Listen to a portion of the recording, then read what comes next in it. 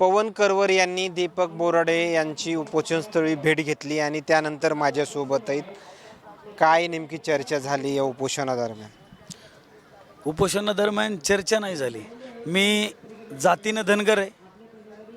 पिढ्यानं पिढ्या जे नका प्रलंबित प्रश्न होता धनगर एस टी आरक्षणाचा, धनगर समाजाला एस टी आरक्षण भेटलं पाहिजे, ही आमच्या पिढ्यानं पिढ्यापासून आलेला विषय. आणि मी जातीनं धनगर असल्यामुळं ह्या आरक्षणाला पाठिंबा देण्यासाठी मी आलो आहे. खरं तर त्यांना खोकल्याचा त्रास होतोय, मात्र तरी पण उपोषण करण्याची वेळ येते. आजचा दुसरा दिवस आहे. खरं बघायला गेलं तर उपोषण म्हणजे काय सोपी गोष्ट नाही. माणूस उपाशी एक दिवस उपाशी राहिलं तर पोटाला पिळ्या पडतात, काय तर त्यांना खूप त्रास आहे. पण मी इथून धनगर समाजाला एकच आव्हान करेल की कुठंतरी आपल्या माणसाचा होणारा त्रास बघून तुम्ही जेवढं होईल तेवढं लवकरात लवकर आजच्या आज निघून उद्या सकाळी 10 वाजता आझाद मैदानावर यावं, ही कळकळीची विनंती करण्यासाठी मी समाज बांधवाला आलो आहे. या ठिकाणी पाहिलं गेलं तर मराठा समाजांचं देखील आंदोलन उपोषण झालं, मात्र मोठी गर्दी पाहायला मिळाली. जालन्यात जसा प्रतिसाद दीपक बोराडे यांच्या उपोषणाला होता, आंदोलनाला होता, मात्र ती परिस्थिती इथं दिसत नाही.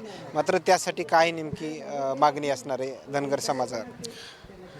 जालन्यामध्ये जे काही धनगर समाजाचा मेळावा झाला, लाखो धनगर समाज जसा एक झाला, त्यावेळेस काय झाले, आमच्यामध्ये आमच्या धनगर समाजामध्ये कुठंतरी मिसगाईड झाले, कुठंतरी का वेगळ्या भूमिकेला काहीतरी स्पष्टीकरण सांगतात, काय त्याच्यामुळं समाज बांधव थोडंसं हे होतं.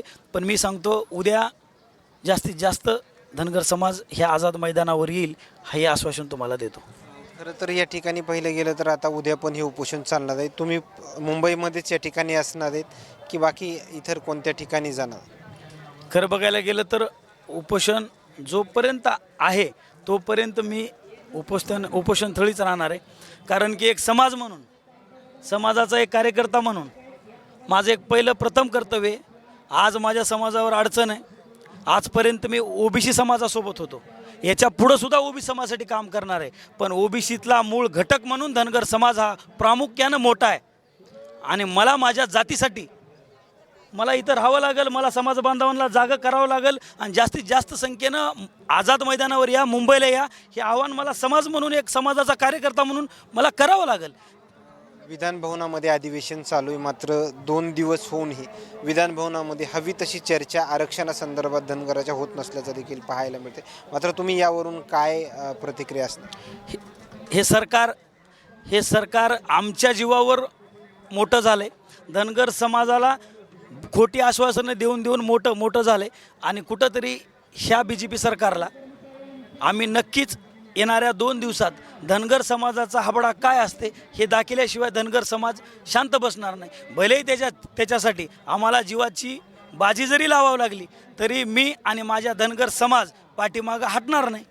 उद्या तुम्ही असं देखील म्हणलायत की समुद्रामध्ये उड्या टाकण्याची वेळ जरी आली तरी आम्ही टाकू, मात्र उद्या आंदोलन उपोषण हे तापणार अशी शक्यता वर्तवली जाते. 100%.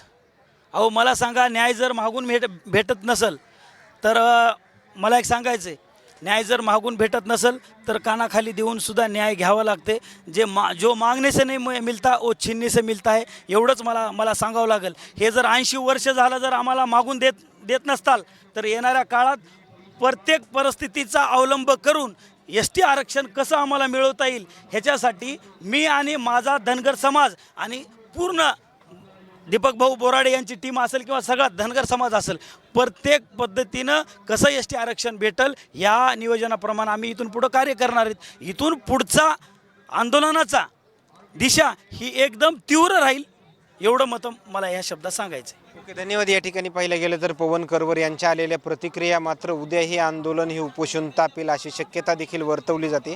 मात्र आणखीन काही नवीन अपडेट्स मिळतील का हेही पाहणं तेवढंच महत्त्वाचं ठरणार आहे. कॅमेरामॅन सोबत सूर्य जुमडिया, मुंबई, आझाद मैदान.